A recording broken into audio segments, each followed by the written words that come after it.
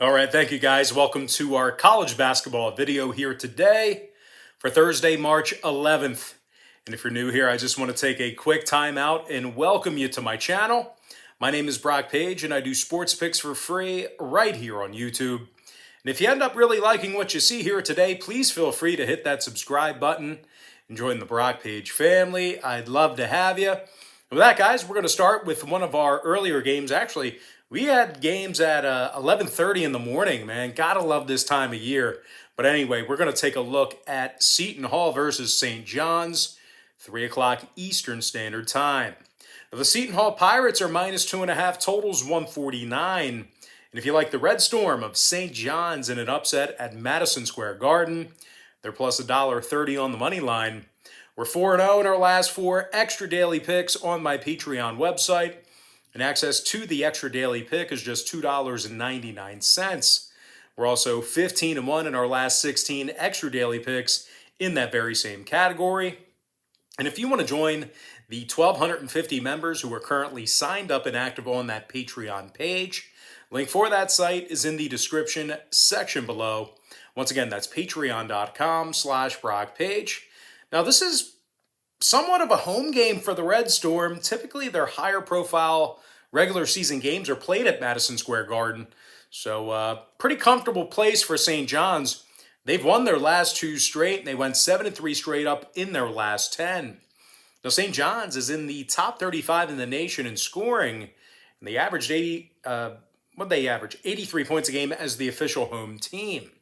Julian Champagnie is scoring over 19.5 points per contest, along with 7 rebounds.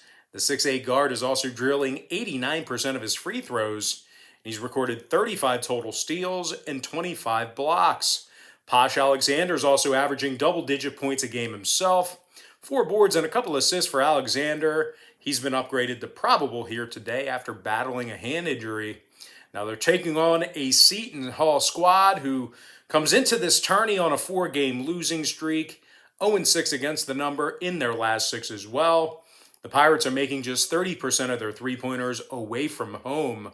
They're also giving up nearly 73 points per contest away from their home court as well. Now, total-wise, Seton Hall has seen contests with Georgetown, UConn, Nova, and Creighton get over the total within their last 10 outings. Meanwhile, St. John's is 4-3 to the over in their last 7 themselves. 9-5 to the over as the official home team. I'm going to lean toward the underdog St. John's Red Storm plus 3.5 and the over 149. All right, next matchup, it is going to be in the Mountain West. I'm talking about Nevada versus Boise State, 5:30 East. The Boise State Broncos are the 4.5-point favorite at the Thomas & Mack Center. Total's 146. But despite being favored in this one, Boise comes into this contest on a 3-game losing streak, and their second leading scorer is questionable with a shoulder injury. Now, Boise's also lost 9 out of their last 10 head-to-head meetings with Nevada, and they failed to cover the point spread 7 times during that stretch. Certainly, the Wolfpack has had their number. Boise's taking on a Nevada program who won 5 out of their last 7 themselves, and they're led by sophomore guard Grant Sherfield, who scores 18 points a game along with 3 rebounds and 6 assists. Meanwhile, teammate Desmond Cambridge Jr. is also scoring over 15.5 points a game himself, along with 4 boards and a pair of assists. Cambridge is also drilling nearly 90% of his foul shots as well. The Wolfpack allows just 68 points a game, and they're holding their opponents to just 40% shooting from the field. Now, total-wise, 6 out of Nevada's last 10 meetings with Boise stayed under the line. Meanwhile, the Broncos saw their last 2 straight stay under the total themselves. I'm going to lean toward the underdog Nevada Wolfpack plus 4.5 and the under 146. All right, next ball game, not on our big screen behind me, but it is going to be Oregon State versus UCLA, 5:30 p.m. Eastern tip-off. UCLA is the 5.5-point favorite at the T-Mobile Arena in Vegas. Total's 133. The Bruins are on a 3-game losing streak, and they failed to cover the point spread in 7 out of their last 10. And speaking of covering, UCLA failed to cover in 8 out of their last 10 meetings with the Beavers. They're also just 4-9 against the number in their contests away from their home court this season. They're taking on an Oregon State program who won 3 out of their last 4 themselves, and they also went a very impressive 7-1 against the spread in their last 8. Now, the Beavers give up just 66 points per contest away from their home court, and they've successfully covered the number in 70% of their ball games when traveling. Ethan Thompson's averaging 15.5 points a night, along with 3 boards and 3 assists. Now, the 6'5 guard has also recorded 34 total steals. Meanwhile, sophomore Jared Lucas is scoring over a dozen a game himself, along with a couple of rebounds. Lucas is also drilling 92% of his foul shots. Now, total-wise, the Beavers saw their last 3 straight get over the number. UCLA saw 3 out of their last 5 get over the line themselves. I'm going to lean toward the Oregon State Beavers plus 5.5 and the over 133. All right, next ball game, it's going to be in the Big Ten. I'm talking about Indiana versus Rutgers, 6:30 East. The Rutgers Scarlet Knights are -3 with the total at 130.5. If you like the Hoosiers in a slight upset at Lucas Oil Stadium, they're plus $1.35 for some money line cash. Now, I wouldn't quite call it a home game for the Hoosiers, but I'll tell you this much, they're a lot closer to their own hardwood than Rutgers is. Having said that, though, the Hoosiers have been getting manhandled here down this stretch, losing their last 5 straight and failing to cover the number in 8 out of their last 10. Certainly not a good time of the year to get cold. Well, it's never a good time of the year to get cold, but certainly down the stretch going into the conference tournaments.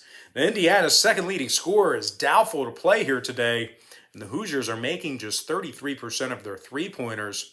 They're taking on a Rutgers program who's on, they won 6 out of their last 10 ball games, and they come into this game pretty healthy. Ron Harper Jr.'s averaging over 15 points a game along with 5 rebounds. Meanwhile, Jacob Young is scoring 14.5 points per contest himself, along with 2 rebounds and 3.5 assists. Rutgers allows just 68 points per contest, and they hold their opponents to just 41% shooting from the field. Now, total-wise, 2 out of Rutgers' last 3 did get over the number, 6 and 4 to the over in their last 10 meetings with Indiana. Meanwhile, the Hoosiers went 60% to the over in their last 10 ball games themselves. I'm going to lean toward the Rutgers Scarlet Knights -3 and the over 130.5. Next ball game, I believe we passed it. There it is. It's going to be in the Big 12. I'm talking about Oklahoma versus Kansas, 6:30 p.m. Eastern start time. Kansas Jayhawks are -2.5, numbers 135. Now, Kansas is 7-1 straight up in their last 8 ball games, 80% against the number in their last 10.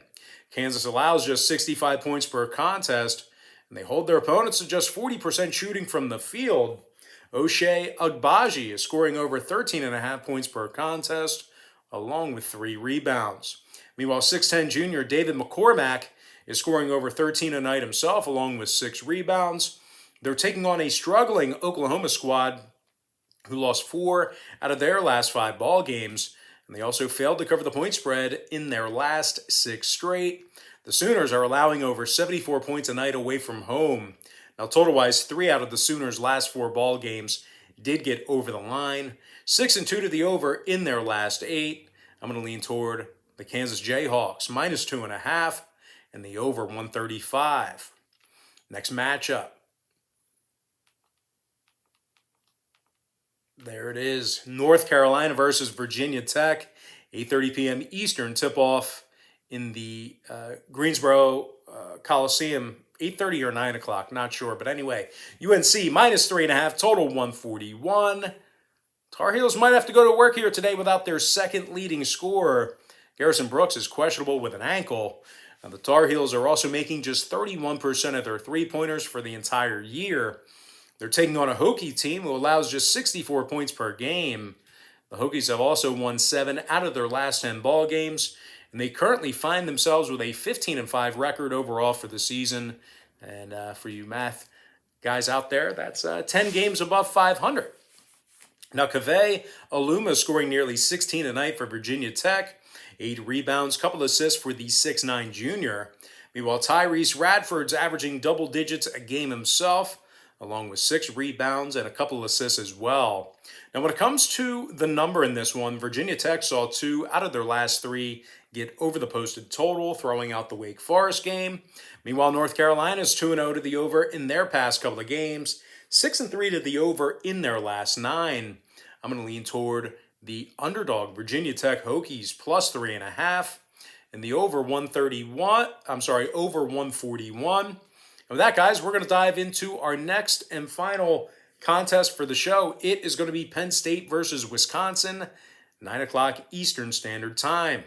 The Wisconsin Badgers are the 5.5-point favorite in Indy. Total's 134, juice to the over. Wisconsin has taken 9 out of their last 10 meetings with Penn State. Just 59 points a game they held the Nittany Lions to during that stretch. Now, as a matter of fact, when it comes to this season, the Badgers are allowing just 64 points a game this year, which puts them in the top 40 in the country in that particular category. Demetric Trice is scoring over 13.5 a game, along with 3 rebounds and nearly 4 assists. Meanwhile, Micah Potter is averaging almost 13 himself, along with 5 rebounds. Now, the 6'10 senior is also making 85% of his free throws. They're taking on a Penn State squad who won just 4 of 12 away from the Bryce Jordan Center this year, just 38% shooting from the field in those very contests away from their home court. Now, the Nittany Lions also gave up over 72 points per contest when they traveled this year as well. I'm going to lean toward the Wisconsin Badgers minus 5.5 and the over 134.